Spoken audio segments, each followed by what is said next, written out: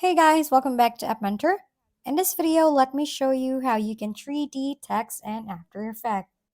Let's start by opening After Effects, then type in any text over here. After that, go to Characters over here. On Metrics, change this 1 to 0.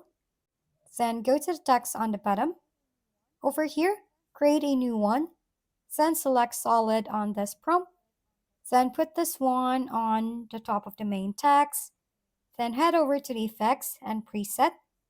Then search for Element. On the left side, you will see here the element. From here, go to Custom Layers. On Path Layer 1, select your main word. In our case, this should be hello. After that, go to the Scene Setup. Click on Extrude on the top. Then on the bottom, go to Presets. Then click Bevels. Then go to Physical.